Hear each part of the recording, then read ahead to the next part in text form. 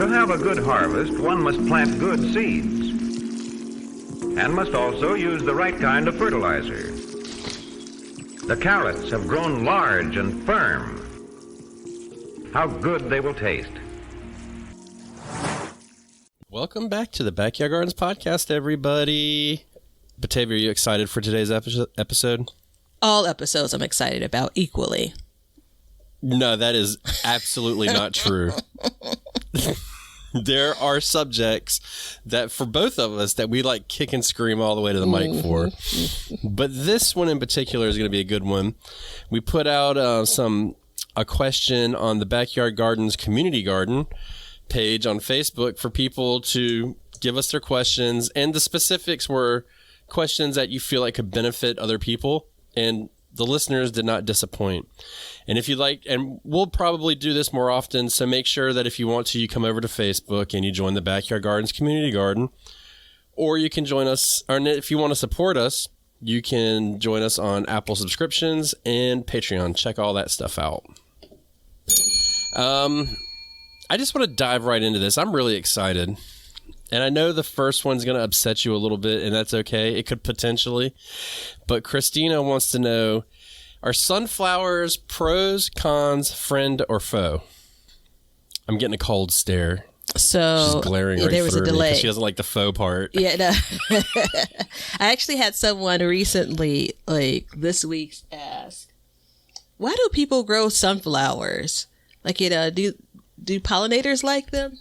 And it's funny because it's like... Can I answer for you? Yes, you can. Why not grow sunflowers? I know, right? There Stuffing it is. down the freakiness that sometimes I experience when looking at them.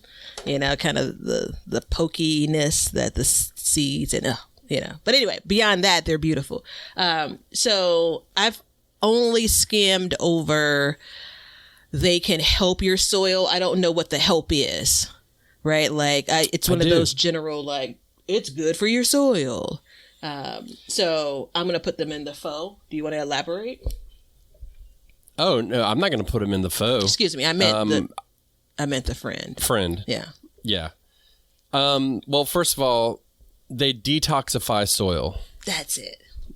That's what it's classified as. So don't ask me what that means, what the toxin would be that needs to be detoxified, because I don't know. I don't know if you could, drop a hydrogen bomb and clean up nuclear waste with it. I don't know if that's the case, but I do know that it detoxifies soil. So if you're going to Google it, Google a little further into it about what it'll detoxify. But I have seen in my area specifically, I saw it was a cornfield. And then all of a sudden this year, it's a sunflower field, which has not been the usual for the year. So they must be trying to fix some kind of issue. Pollinator friendly, obviously. What are some pros other than the beauty? Well, obviously they are. I mean, you could use them to some degree for vertical gardening if you want to grow things that can trellis up sunflowers. I think beans is a good example. Cucumbers. I had the few cucumbers that seem to be produced in my garden this year. I have something that's set up as like a vertical trellis, but they seem to catch on to the sunflowers, much easier and much more often. So there's that. That's that combo. Generally, sunflowers in my garden self-seed based on all of the, the creatures that come to visit and eat. And to that end... Enter a con. Enter our first con. Yeah. There's that. They can make a real... Okay, I'm not going to skip ahead. Last pro would be, you can harvest them for food. Yeah. Most and varieties will produce an edible seed. It will produce an edible seed, but it also produce a lot of them. And it's a nutrient-dense food. Obviously, that's a pro. The biggest con that I can see, and truth be told, is I'm really bad at growing sunflowers, apparently. I start them, and then I just give up. Next year, I'm going to try and go a little bit harder. But I've grown them in the past, and this is when I lived up north, and it wasn't so hot. And the biggest con that I have with them is that they just get so damn big. And you got to either, sometimes you have to stake them, and that's a pain to me to stake a sunflower But the other thing for me in my area is like high winds and stuff. They'll just topple over, and then I mean you're SOL at that point. Yeah, we've talked about on the show throughout the season about how many volunteer sunflowers I had and how gorgeous they are. And I've already started like in shifts cutting them down because we're talking probably, I don't know, there probably were like 3 dozen, scattered about. Yeah. And I probably have 3 that still have like vibrant flowers on them. And so it's like a ghost town. You know how things look in the fall. And all in all, the part about, creating volunteers, like, it creates a mess. I've probably, from a maintenance perspective, because of the squirrels primarily, swept up more sunflower seeds, piles of sunflower seeds than anything else this year. But I don't mind because the beauty makes it worth its while. Yeah. And the last we do have to move on because, you and I can talk about this for an hour and a half.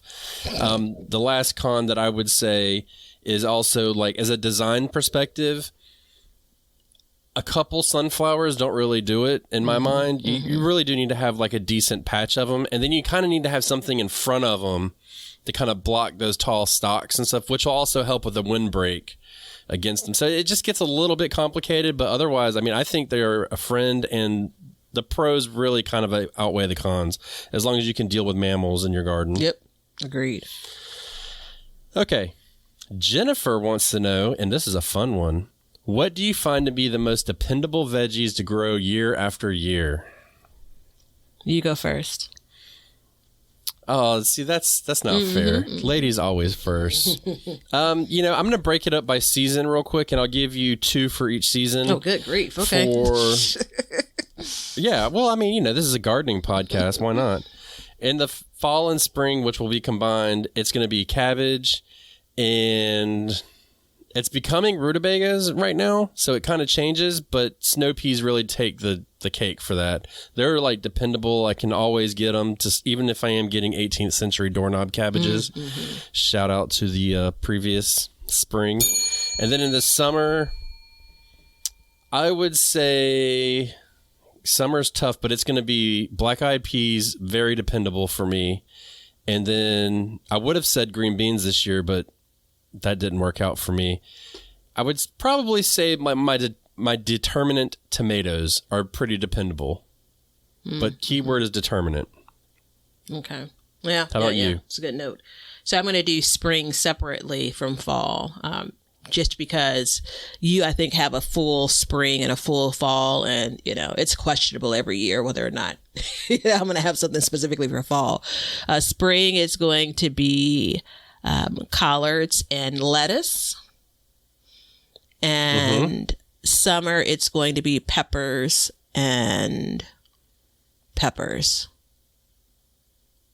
I mean, I think that's the most dependable thing in my garden that I've probably, looking back, never had issue with. I would have said tomatoes if not for last year, but there's that.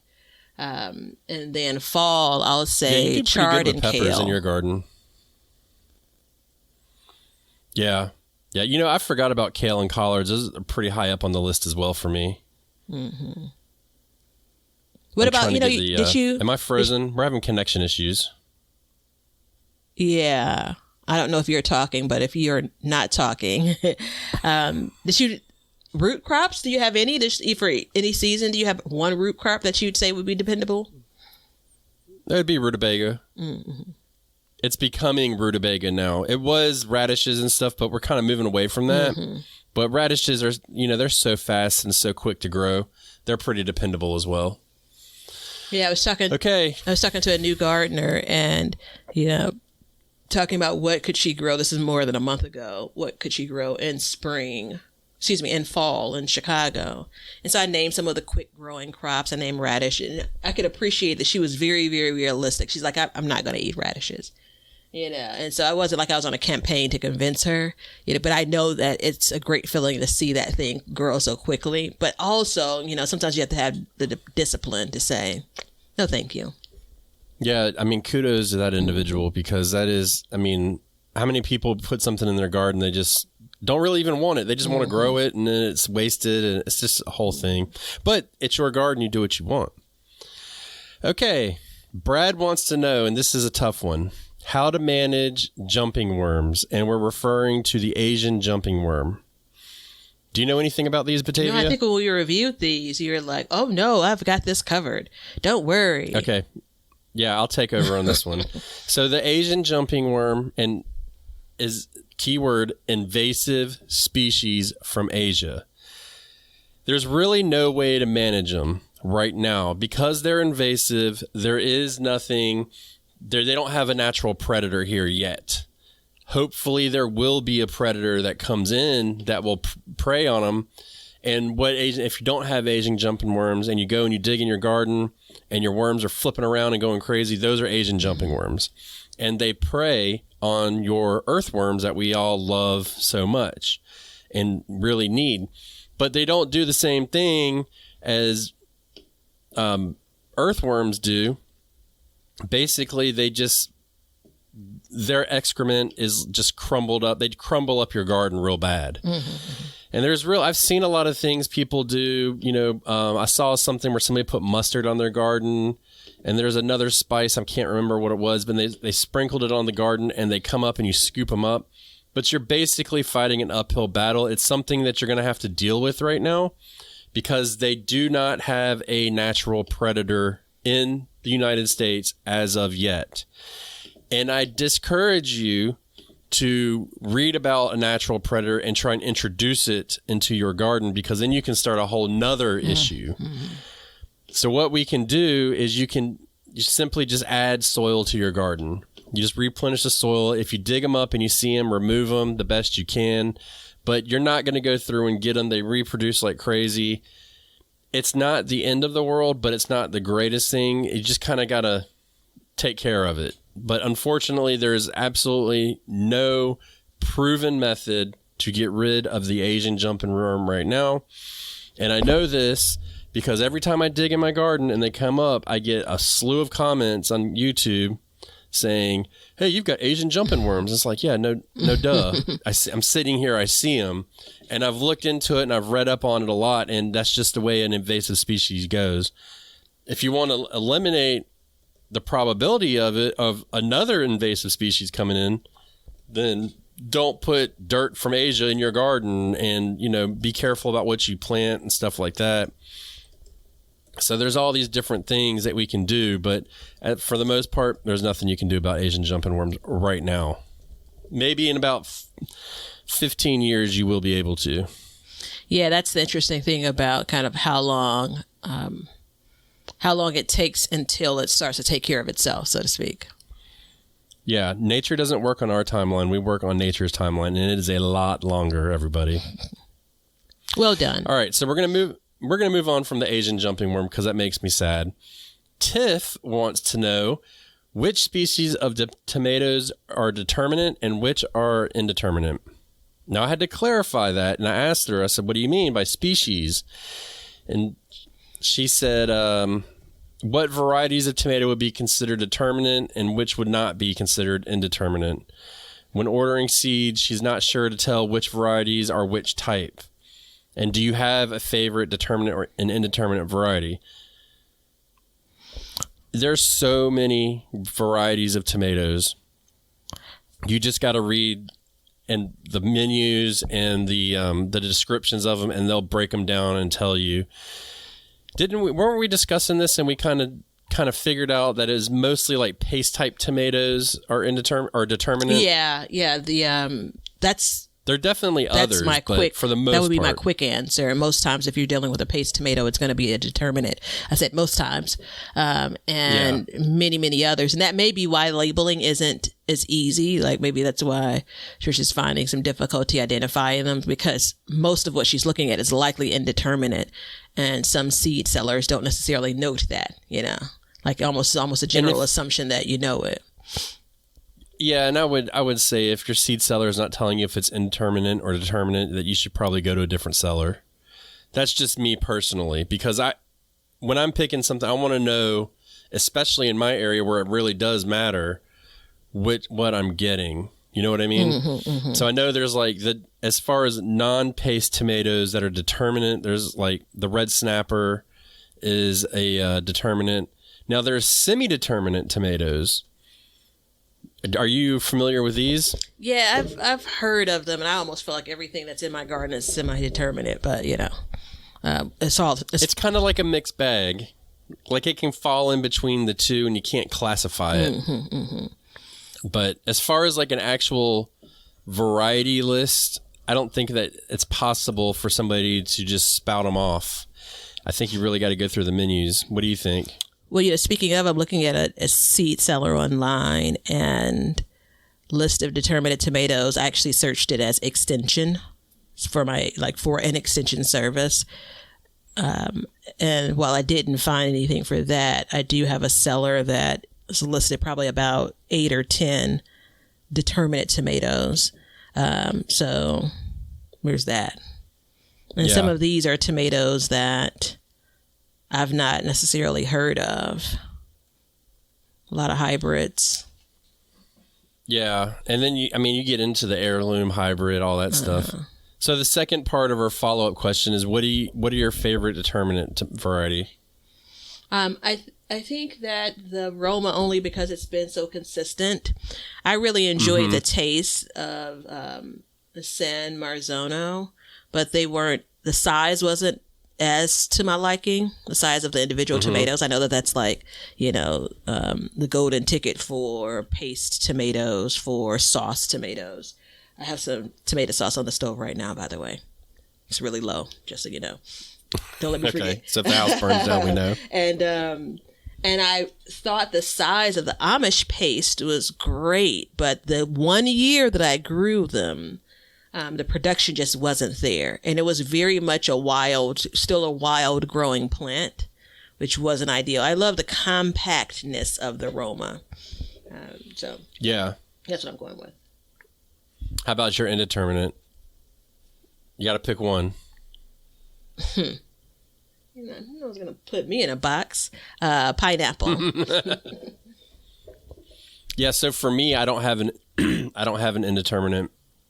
They don't really grow well in my area. And as far as determinate goes, I typically grow Roma tomatoes, but next year I'm going to try and step out of that. And I'll still grow Romas, but I'm also going to try and grow the red snapper tomato as well. I've heard so many people talking about it. The seeds are expensive, but I'm going to try and get my hands on a few and just propagate the crap out of them to keep them going throughout the summer. I think I've done an Amish paste before, and my experience was the same with you. It's just a little wild. It's hard, it is what it is, but the Roma seems to consistently grow to about 4 feet tall and about 2.5 feet wide. Consistent. And the way that they, you can tell the plant's life cycle based on where you're harvesting your tomatoes from. So they start from the bottom and work their way up. Really like textbook.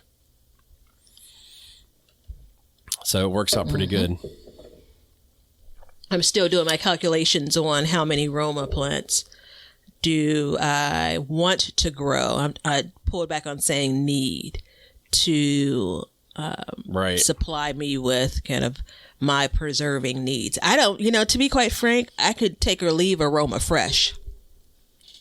Yeah, I know. Bruschetta. Yeah. That's pretty good. I mean, whatever. But, I can take or leave any tomato fresh. You're preaching to the choir. But besides that, I love a good fresh tomato. But I honestly would never have grown Romas had it not been for the idea of, that's what folks use, a type of paste tomato that folks use for sauce. All right. Enough of tomatoes. We talk about tomatoes all the time. Adele wants to know info on green manures and how to use them and other ways of putting your gardens to bed for rest for the winter. They are in a location where it rarely snows. And so shout out to Adele.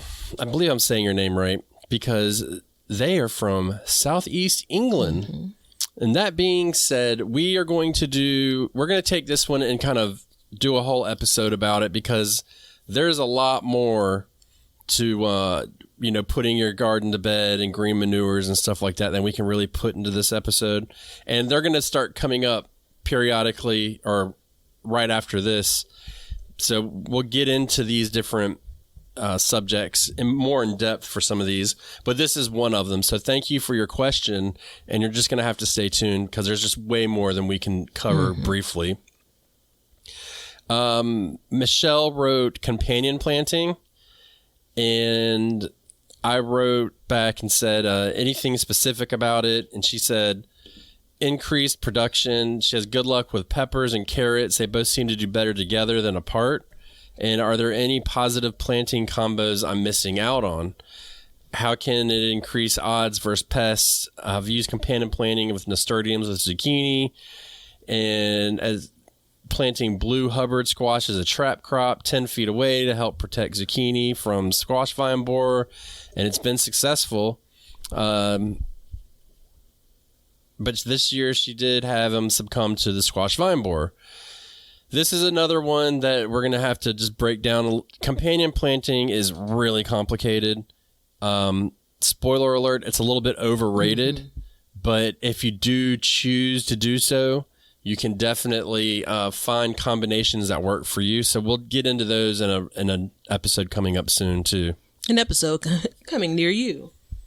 Yeah, I mean, we've talked about companion plantings over the years, and I think that that's one of those things, I'm just going to say this bit about it, that you really have to consistently do to even be able to say, you know, at least that's what I feel about me in my space, consistently do it, you know, tomatoes and peppers consistently to say, all right, this works well. Tomatoes, peppers separately to say that, you know, it works better when they're together. Yeah, it's hard because you can't. I just want to reiterate that you can't just be like, I'm going to do it this year and then I'm not going to do it again. You kind of got to keep up with it. And I mean, as your garden moves around, as you rotate and stuff like that, then you kind of get into all of that. So, it's like I said, it's complicated, but I do know where you can get help with that. And that would be the Planter app. And the reason why I bring that up is because the Planter app is great, but companion planting is complicated, and there's so many combinations you can do that it just kind of puts it right in your face. Link is below to check that out and get a discount, but it will help you with that as well, because it's going to be really hard for us to sit here and just break down all of these. So we'll probably end up breaking them down by family to an extent and popular crops, but you can get in the weeds with it. You know, it's interesting. I've probably spent more time looking for what are the foes, what doesn't play well together, than what does play well together. And it's interesting because I don't know if I've ever really suffered from, these two plants hate each other and should never be planted together. Like, I don't know if I've seen like suffering in what I'm growing. Although maybe I should look up sweet potatoes and cucumbers, because these two things have not been friendly this year. Well, I know where to check, but let's hold that thought, because I know us and we will go down that road right here, right now, and I don't want to do that. Winter garden prep, same thing. We will get into it. And it really, in specific, is how to overwinter beds, if you should treat in a way for common issues now before next season. So we're going to lump that in with it. And this was by Angie, by the way. Thank you very much. But again, it's just, it fits perfectly with that other one. So we'll get to that. And she's, by the way, she's in zone 6A/B. She's literally on the line. Ha ha, she says. I wonder what that's for. Who that's directed to. Hey, neighbor. Samantha wants to know about composting. How should it be done, as well as what can you actually get away with? That's a tough one. So I asked her, I said, well, what are you trying to get away with? And it says, I'm a terrible composter who follows none of the rules. I've been listening to the podcast for a while and haven't heard you cover this topic extensively yet. Maybe I missed it. You did miss it, but we're going to revisit this one as well, because composting is a complicated one as well. Well, by the books, it's complicated. And to cover it extensively for Samantha and all the other people, we kind of need to get into it a little bit deeper. So again, that one as well. I'd say the formula for composting at X percentage of this X. I don't think that that's the complicated bit. I do think, though, that I'm always curious about the quality of kind of homemade compost. You know, it's one of those things. It's kind of like you can look at if you get a soil drop and know that it's bad. Like most times you can look at like this soil is, it's too dense. It's, it's not retaining water. Like you could figure that out pretty quickly. But I wonder about when folks make their own compost, like, it's said to be gold, but is all gold created equally? We know that it's not. But yeah, we'll definitely dig into that. I actually had a dream. It absolutely is not created equally. I had a dream that I was composting. Oh, there it is. We're starting it, everybody. Mm-hmm. We're going to, if Batavia starts at composting, we're going to credit Samantha for it because I clearly can't get her to do it. All right, here's one we're going to answer. Alex wants to know, how many years of growing something do you think it takes to master it? Does it just depend on what you're growing, or do you think it's impossible to grow certain things in certain areas? I struggle with brassicas. They live in southern Indiana, 6B. Wait, what was his name again? Alex. Can't believe you haven't DM'd me, Alex. Right around the corner. Come on, Indiana? Now you truly are a neighbor. Oh, wait. And then Erica chimes in and says, expanding on this, how many years of trying something and failing until you give up? This combo question has made me a little teary-eyed. Oh, wait, here's another one that follows up on it. Clearly, this is important. Carrots are really tough. I salute you. I saw an interesting method. There's somebody just saying helping them with carrots. There you go. Go for it. I think minimally 3 years. To master something? To master something? I think that you need 3 growing seasons. And when I say that, I mean, like if you're growing it in the spring and the fall, like 3 springs and basically 3 falls, right? Don't start combining those because those are different growing experiences. 5 feels a little long. I was just talking about this recently with my potatoes. And I felt like, I said 5 years, but it's actually only my 4th year growing. I haven't mastered it in 4 years. Yeah. I haven't consistently kind of taken a path either. So I'm going to say 3 years, you can feel really good about it. I think if you're continually growing it year after year and not taking any breaks, I don't know, it could be as much as like 5 or 6 years before you really feel like, you're the master of that domain. What do you think?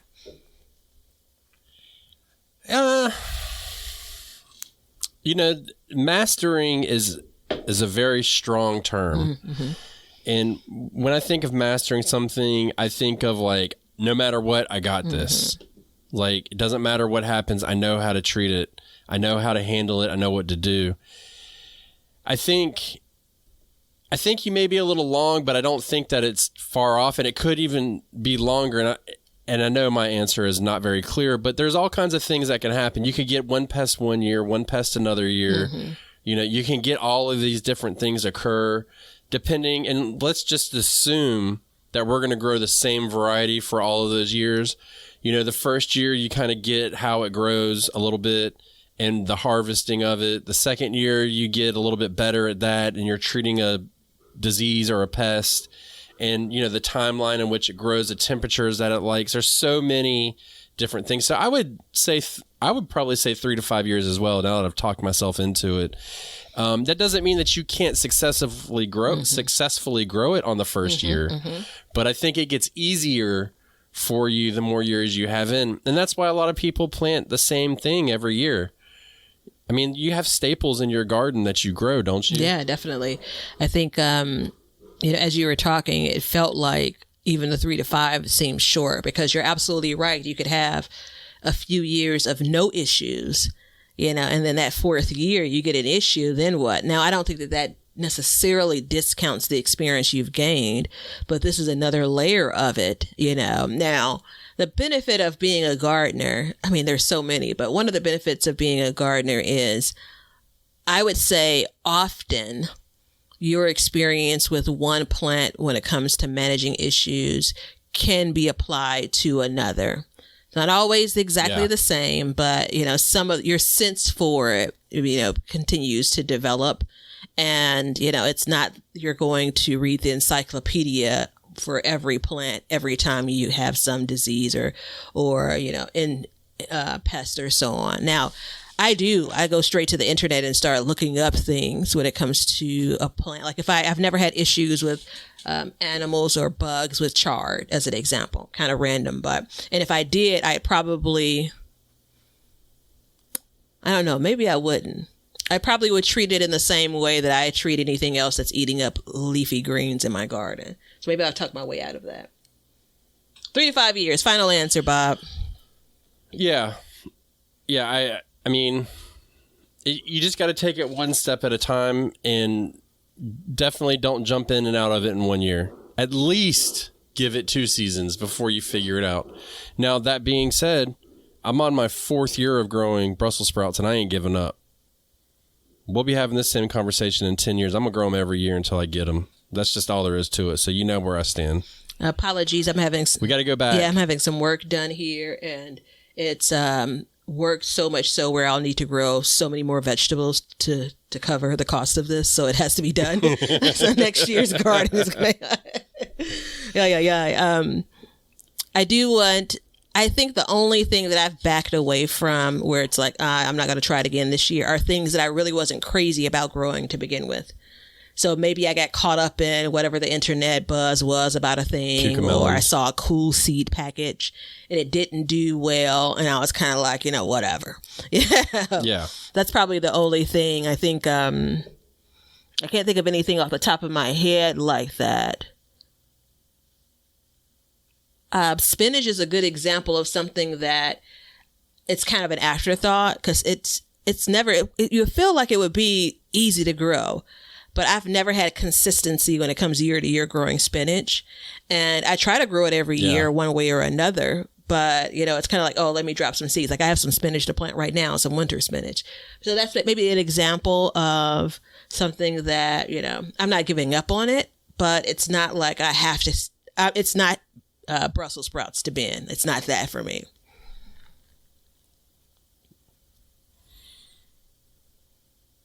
"10 years from now, she'll be having the same conversation. Everybody watch." Okay. Eric, we skipped you, Eric, and I'm sorry. We're not going to miss you. "When and how often should I fertilize fall planted onions and garlic?" And they are in zone 8A in North Texas. I feel like wasn't this a question of the day? Probably, but we're going to do it again. Just to be nice. It probably wasn't specifically about fertilizing. No. I think it was planting garlic. I can take this one. I can take the garlic if you take the onions. Okay, we'll go with the garlic then. Well, hold on. Wait. Let me say this first. In 8A North Texas, the zone doesn't mean anything.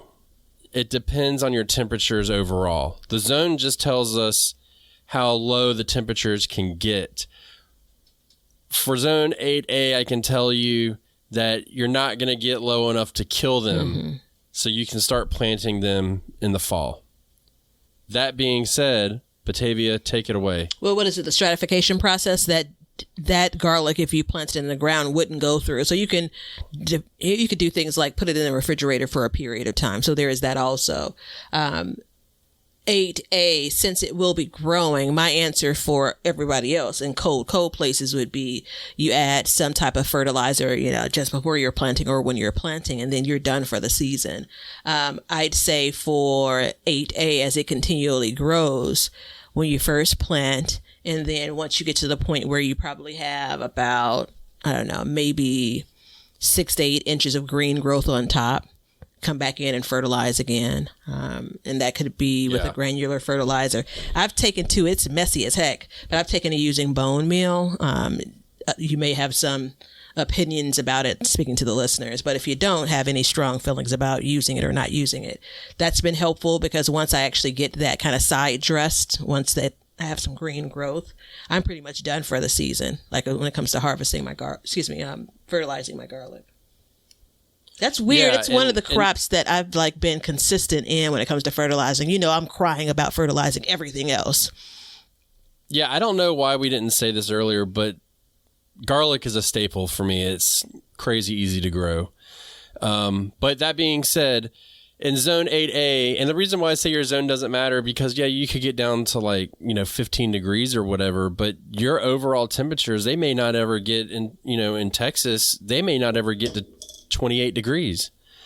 And that's just kind of part of it. So when you plant your garlic, it's going to continue to grow right away. That's the only caveat there is it'll grow all winter.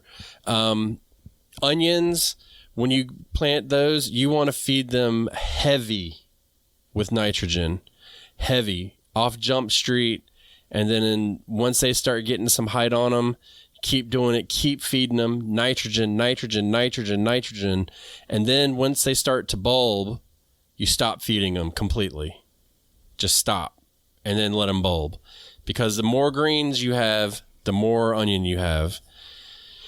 That being said, in a warmer zone like 8A, or, however your climate is, if you don't get as cold like with Batavia, as Batavia does where she is, you can, you've got to be careful, because if it's going to get a cold snap, you don't want to fertilize beforehand, because you don't want to have new growth come up and then get hit by the frost. And, fresh tender growth will get damaged by frost.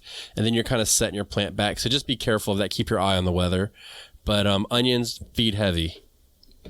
I'm at the end of my onions, and I feel like if I was on a reality TV show and, like the camera's rolling all of the time, some of the moments that they'd highlight would be like the proud look on my face when I was cutting up onions to put it in a dish. So I've attempted to grow onions many years, and you know the story around this, and I've not had success, and this is the first year I've deemed this a success, and it has been one of the most satisfying things in the garden. So I appreciate the question, especially for those two crops and combining those two crops. And so what I want to say is I encourage y'all, if you haven't already grown it in your garden, unless they're free at your grocery store. Yeah. I know that, some of these things are more reasonably priced than other things that you could buy. Definitely give it a whirl. All right. Moving on. Matt, excuse me, didn't mean to say your last name. I apologize. Wants to know some methods of weed control. They had a crazy year this year. Mm-hmm.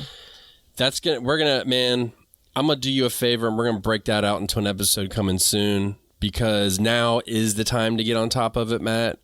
And it's easier to take care of it in the fall than the spring, and it's kind of something that we can do moving forwards. So we're gonna break that one in, because we realize we've never even really talked about weed control ever. I'm going to give you in this moment one right now. If you are at the point where your weeds have produced flowers, minimally cut the tops of those things off right now.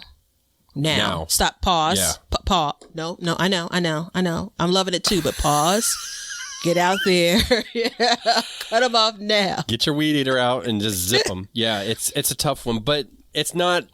This is the perfect time to do it, and we're going to do an episode on it, and no matter what, you're going to be able to take care of it. Mm-hmm. So don't worry. But just to clarify for those that maybe didn't get the connection, flowers will then ultimately turn into weed seeds. And every year I found myself pulling weeds.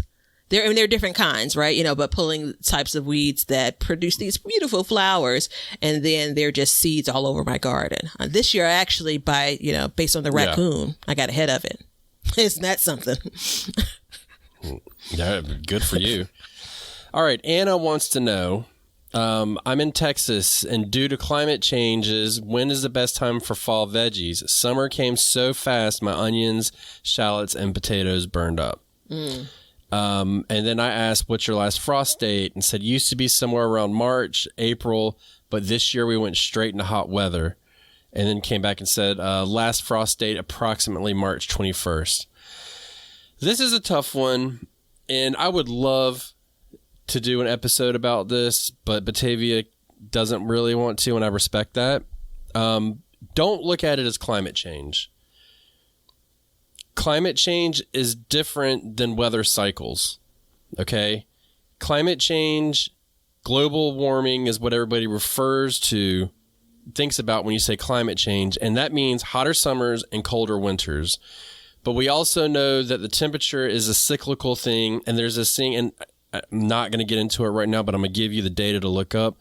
Read about La Nina and El Nino. We're going through an El Nino this year. We don't know how strong it's going to be, but it will affect your weather each time. And these are cycles within the earth and the ocean currents that create it. So don't think about it as climate change, because, and the reason why I bring that up is I don't want you to think like, oh, it's always going to be warmer. It's always going to be warmer. And then the next year it doesn't get warm. Yeah. The reason. And this is why our zones and our last frost dates change year after year, or not year, but every couple of years they change it. Yeah. The reason why this one's difficult, and, like it's we almost have to pick, like, you know, out of a magic, fish bowl or something. Like, all right, these are 4 gardeners, and this is the data from their gardens in their areas, right? Because even with her providing, and you asking her providing her average, last frost date, when you're talking about going from winter to spring to summer, I also need to know what were her average temps after that average last frost date. So if the average last frost date compared to when was her average last frost, so there's that too. But if her average last frost date was March 29th, was she then immediately in the 70 degrees as a low and consistently in the 70 degrees for a low? Like, that matters, right? And that's just an example. So that's the reason why it's super difficult to address something like that, especially in a climate that's so warm like where she's at. Right. And I will say this, you just do what most people do and count back 6 to 8 weeks before your last frost date or first frost date, whichever one.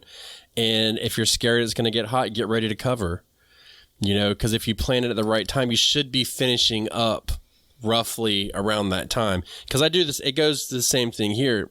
I mean, one year we had a frost in, the end of April. And then one year we didn't have a frost since February. It changes. It's a cycle. So it goes back and forth. I know it's not the answer you were looking for, but you got to go by what the data is giving you unless you have the experience to go by. And so I would say you just count back 6 to 8 weeks before.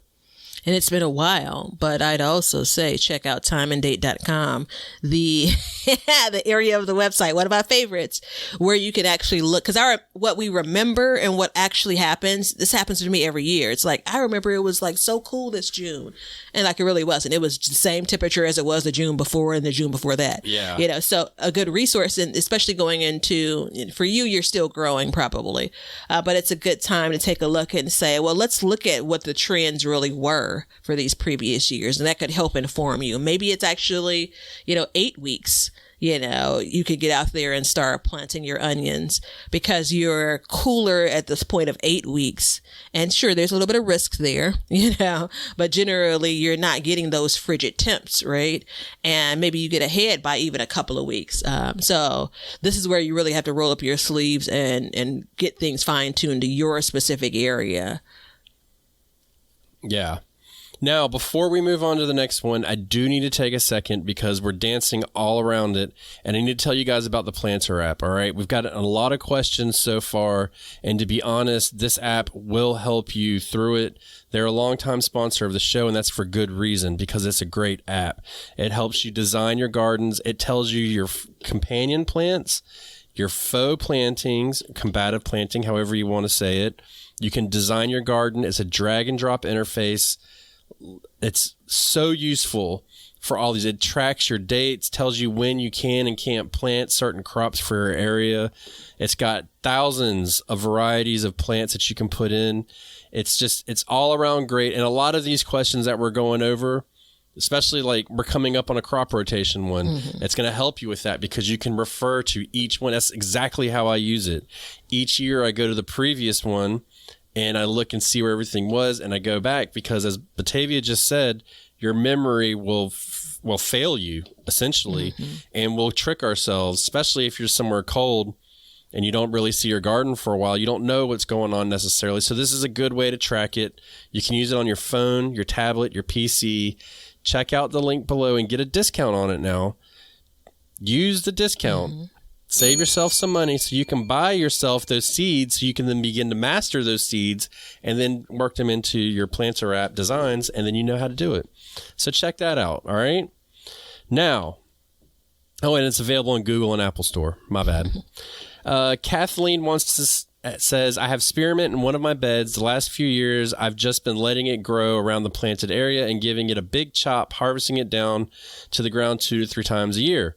Peppers seem to do great there, even when mint's popping up between them. This is my first year I tried onions and lettuce there, and it was a flop. Next year, I'll try brassicas. I've been thinking about adding the excess I don't use to my grass clippings as mulch, but I'm torn. How do I make sure it won't reroot in other beds? Okay, I can help you with that, but it's tricky. Destroy it.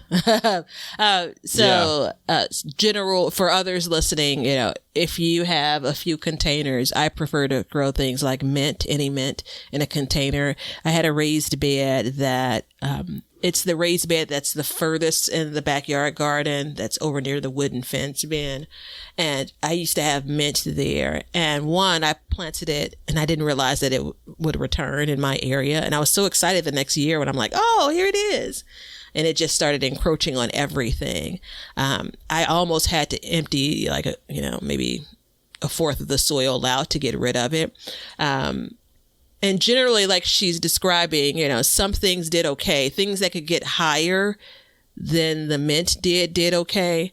But I wouldn't look for any root crops at all. If you're going to leave it in that bed, it's going to strangle those root crops, which, it sounds like that's what happened this year. Evict it if you can. That's probably mine.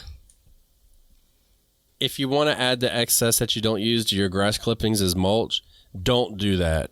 You can compost it, but the only way you're going to get rid of it is if you get that compost hot and kill it. And it's so prolific that I would be very, very wary of that.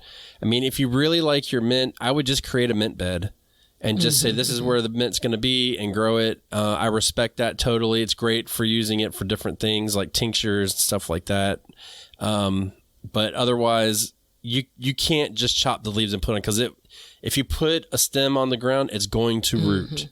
It's just as bad as like the Purple Heart plant. Even if you were to shred it, there's still gonna be enough stem and leaf, I'm sure, that something else is gonna grow when you basically put it in somewhere else as mulch.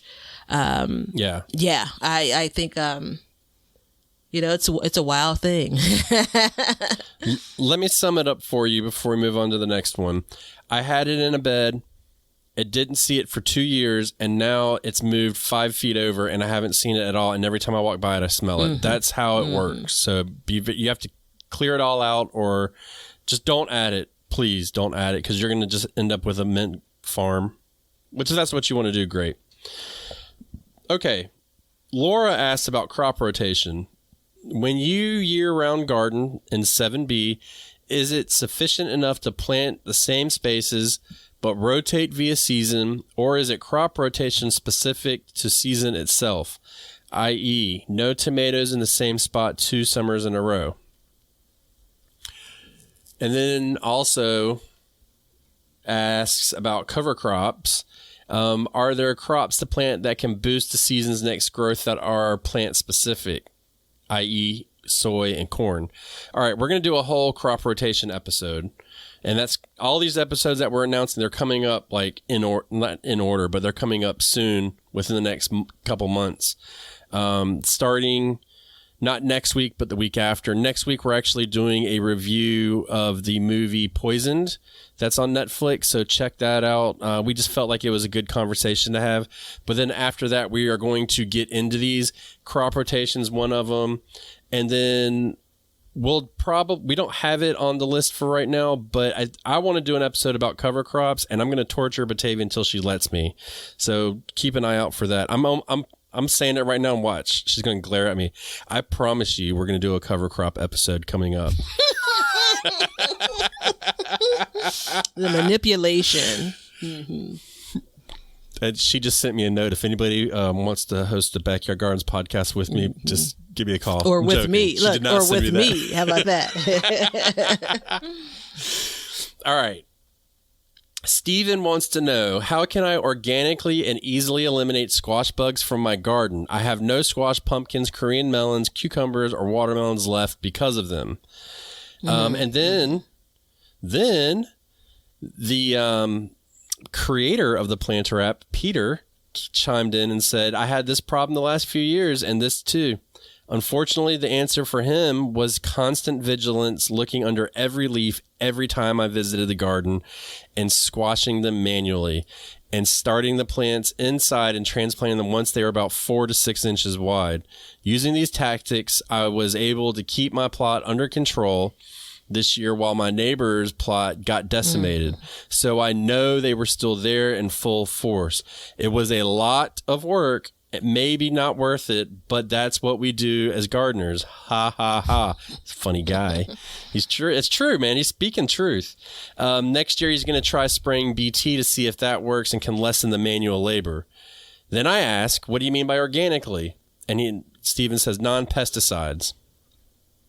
So the truest organic method is exactly like Peter said, squashing them manually. That is the truest organic method you can use.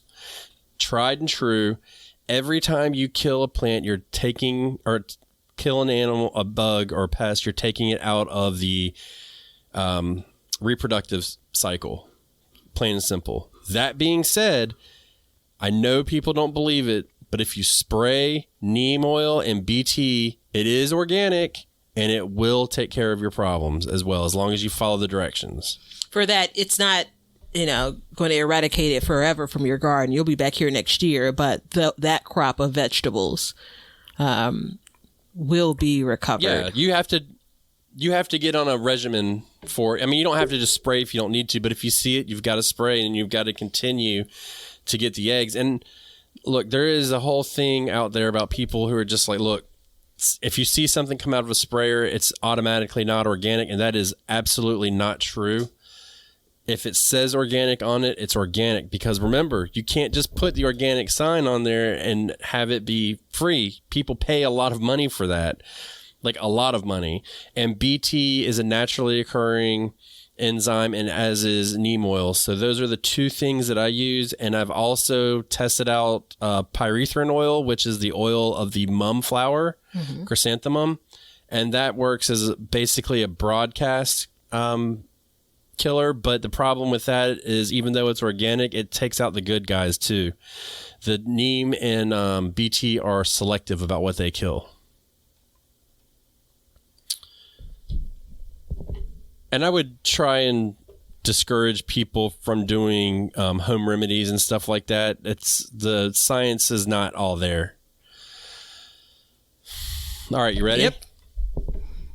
Ellis wants to know steps to take care if you've had a particular issue in a bed, powdery mildew, fusarium rot, root knot nematodes, to improve the condition for next year.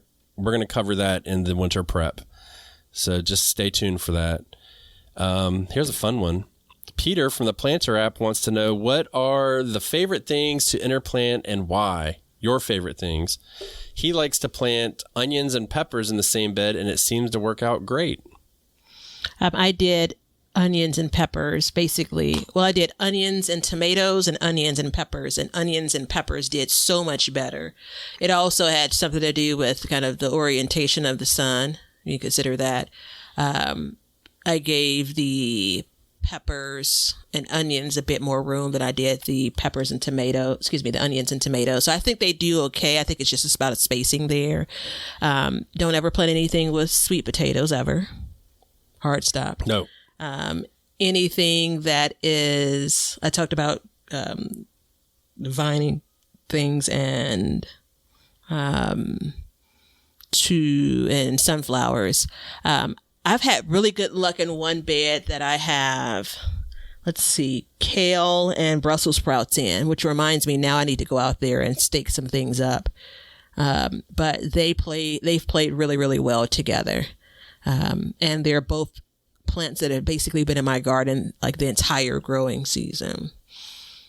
I had tomatoes and peppers have worked really well for me. And then also on another season, this year I did lettuce and cabbage, and that actually did really good. I don't know if it was just the weather was right or what the situation was, because this year our spring was kind of prolonged a little bit. It did eventually jump into summer, but it was a little bit longer. So we definitely had huge benefits from the cabbage and lettuce being planted together. I don't know how that worked or whatever, but that's something that I like to do. A couple of years ago, I'm going to do it again. I can tell you that. A couple of years ago, I did potatoes, white potatoes, and corn in the same bed. And so I ended up doing, there was some logic to it. Corn was in the center, so I could plant it in the cluster, and then the potatoes were basically around the corn. And that worked out well. Okay. Sweet corn. Interesting. For what it's worth. Sweet corn. Yeah, I don't know that it matters, but I don't know if it matters either. I've not also the best at done corn, so don't ask cabbage me. and carrots. Did that work out well? Well, not just now on the podcast, because we had a delay and that whole bit was just us over talking each other. So apologies, guys. So I said corn and cabbage, as long as you give the both plants enough space in between. They worked out well for me last year, I think. What did I say? Corn and I remember cabbage? that. No, It did work out carrots good. and cabbage is what I meant. Yeah. That's what I thought. Yeah, carrots and cabbage. I remember you getting a pretty good carrot harvest out of that. You had a beautiful carrot last year, man. I was so jealous. Yeah, man. And that Made me mad. Guess what? I was flaunting it far too much because this year, womp, womp, womp. Yeah, it happens. All right. Juliana wants to know, what podcast, websites, blogs, resources, Instagram accounts have you found helpful to expand your gardening knowledge? Yes, my extension service, but what social media has been helpful? That's a tough one, and I'm going to be completely honest. I have not found a social media account that has been helpful to me. I have found social media accounts that have steered me in the wrong direction. I have found social media accounts that are not relevant to my area and to my growing styles, but that is something that I have not had any luck with.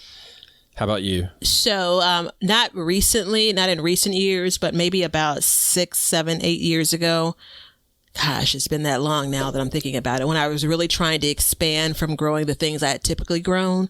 So like beyond the summer crops, like your tomatoes and your peppers and your cucumbers. When I was starting to expand, I was searching out Chicago gardens on YouTube. Yeah. Chicago gardeners on YouTube. Like I wanted someone that was growing in my area. So not only could I see what their garden looked like, I could see what they were growing and when. So I think it's not, for me, I can't necessarily recommend channels. I mean, Sandy Bottom Homestead, they're doing some pretty good stuff over there. But I wouldn't necessarily say these are the channels or the Instagram pages and such. But instead I'd say look for someone, starting with someone that's local. And then if you want, like the gentleman that was over in Indiana, like if he was on YouTube, I'd check out what he was doing because, again, we're growing in generally the same climate. And I think that's probably most helpful, especially if you're looking to learn some different things about growing in your own garden. Yeah, and I don't think you should look at it as far as like your town or whatever, but your regional.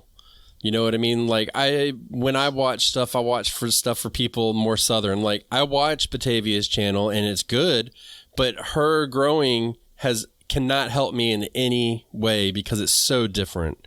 She's harvesting cabbages when I can't even spell cabbage anymore. It's been so long since I've seen one. Mm-hmm. So it's just so different. And the problem is when I look at that, not knowing the difference, then I look at it and say like, hey, there's, I could do this now, and then I just set myself up for failure. But what has helped, and podcasts, Backyard Gardens podcast, baby. That's all I got to say. We got you covered, 2 different zones. As far as websites go, there are a couple websites that I use, and I don't typically go for them directly. But when I see them, especially like how to grow like certain plants to get a good indication, I use Spruce is a good website that I use. They typically have not steered me in a terrible direction. I I can't think of any other websites off the top of my I head. can, but it's not directly tied to gardening, and it's more of preserving. Healthy Canning, I'm pretty sure it's a Canada-based website. They take a lot of the verified and tested recipes, like from your balls and other, you know, canning books and preserving books, and they break those instructions down a little bit further. So that's not directly what she asked, but that definitely is a website that I'm, it's probably up on my phone right now as far as my search engine. I do think that going back to sometimes Instagram pages and YouTube, some of it's personality, right? So while it's like almost the bit of garden entertainment, Yeah. which we've, I think, been coined sometimes as that as well. So it may be the thing they're talking about, like someone that's planting. I heard someone talk about a winter garden this week.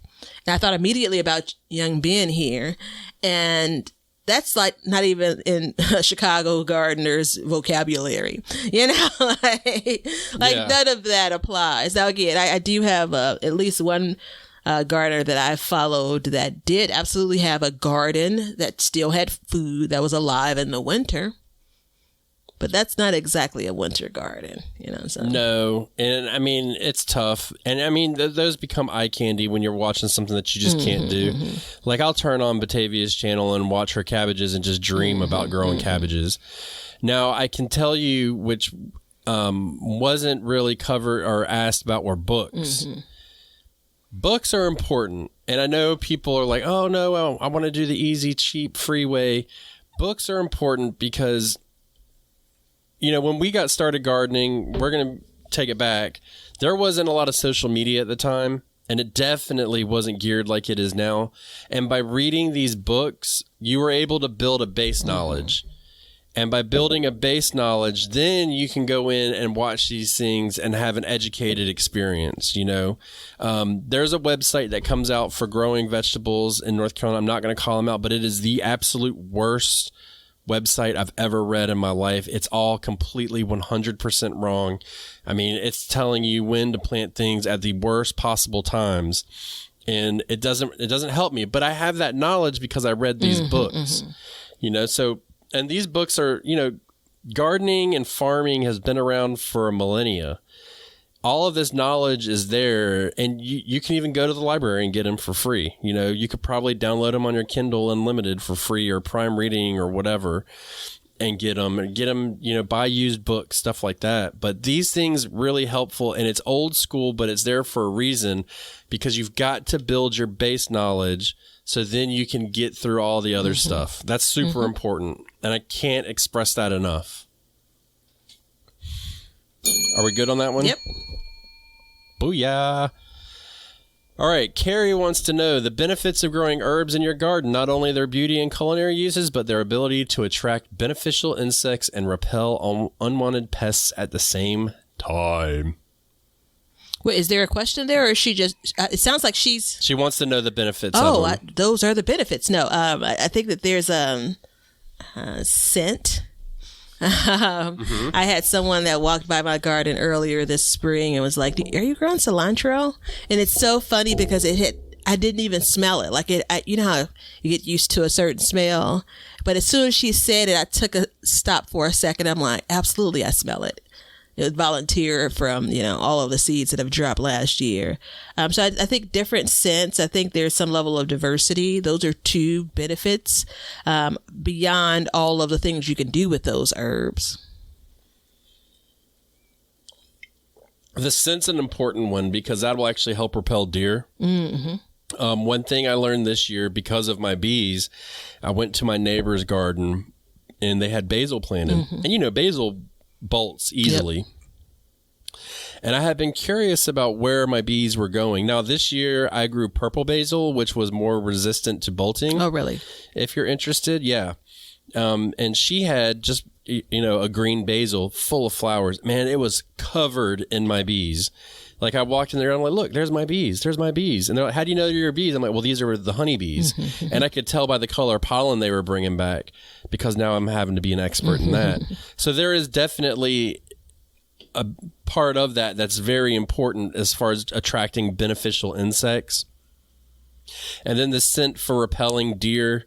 And people are like, well, how does that repel deer? Well, deer are blind, basically. That's why you wear hunter orange and you don't scare them. But they are really sensitive to smell.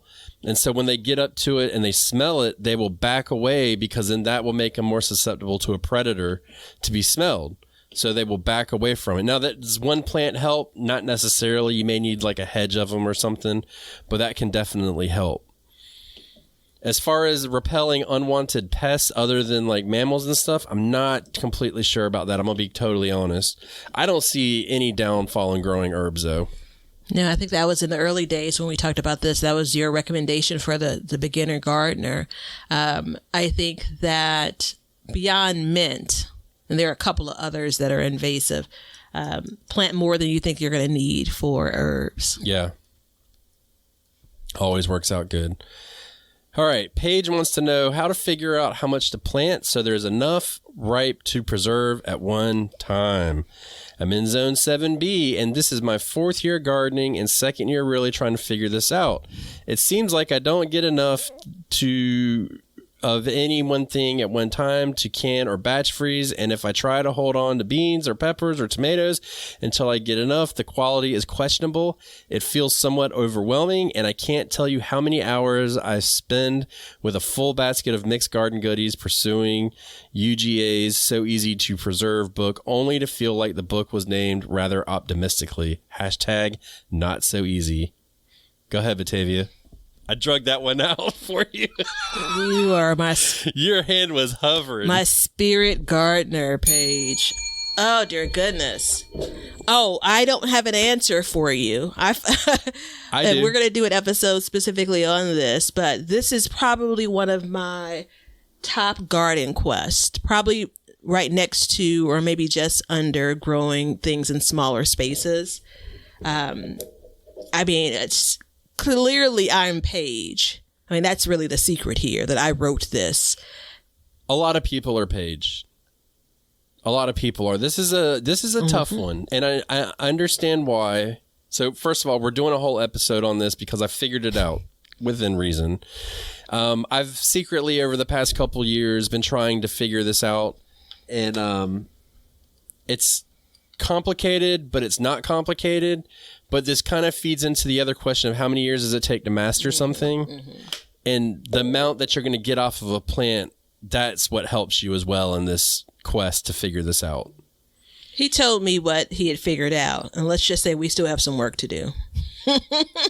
You think so? Yes, you I think so. I feel like I got it figured out. No, I don't have it figured out, but I definitely have a starting off point, but it's not something, I mean, we're already over in our time as it is, but it is a tough one, and it is, I feel like it is, if you're on the side of preserving, it is one of the top most asked questions as far as growing and preserving.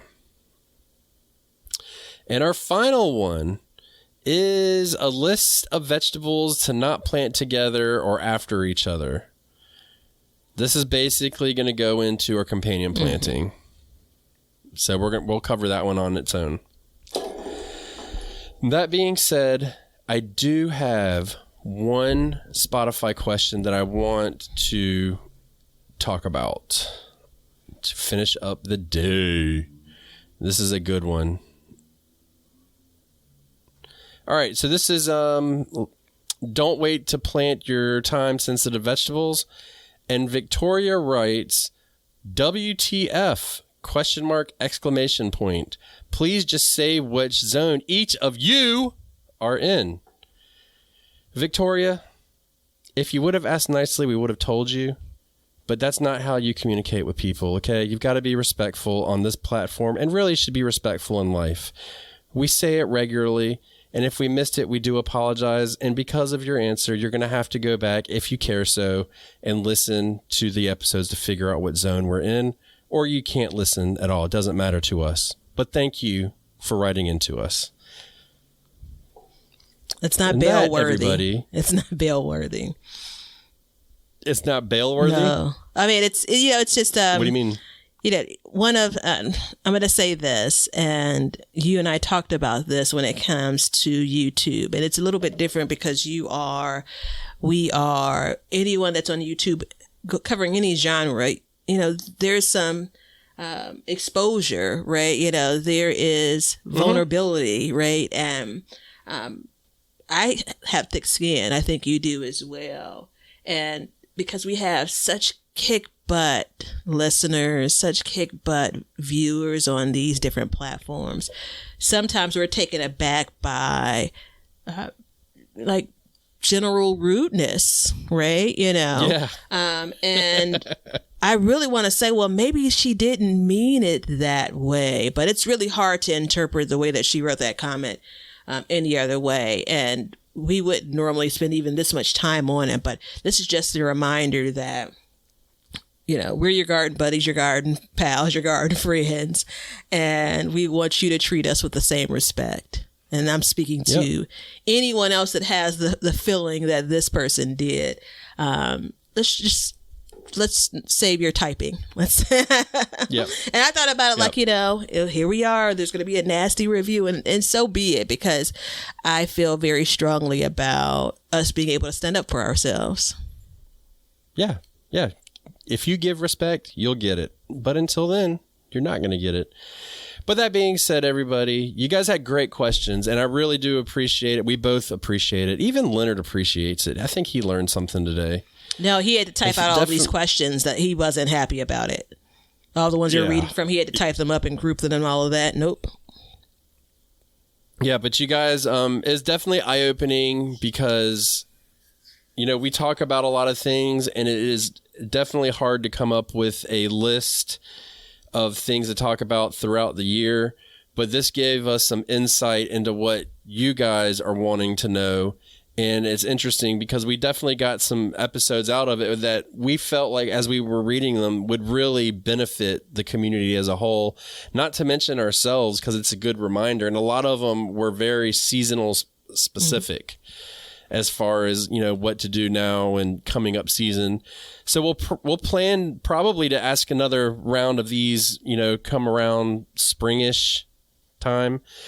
Just if you're not a member of the Backyard Gardens community garden, then definitely go over there and check it out, because we will ask you guys there, and all questions are welcome. I mean, we did not eliminate any question, even the one, there was a couple that we didn't really want to talk about because they're just, honestly, they were kind of hard to talk about, but we still answered them. So definitely be sure to check that out. But we have a list coming up, and we're going to kind of treat it as a prep your garden series to finish out the year before we get into, everybody's favorite time, which is seed starting and the dreaming of spring, which let us know if you're sad about fall and winter now, because I'm sad about winter coming. I just got a text that said Sunday is October the 1st. Wasn't it just January 1st when we were out? And I'm just like, who sent you that? This is one of my girlfriends. And I'm like, okay. I reject the whole notion of Sunday being October 1st. Nope. Look, I don't know about you, but I'm good all the way up until New Year's. And then after that, I'm like, all right, I'm ready. Because it's busy. You got Halloween, Thanksgiving, blah, blah, blah, all the way through. And then it's just cold and sad. But everybody, we definitely accomplished one thing today. We continued to learn to grow and grow for change. See ya. Now you know why people feel like celebrating at harvest time. All over the world, people have feasting and good times when the crops have been gathered in.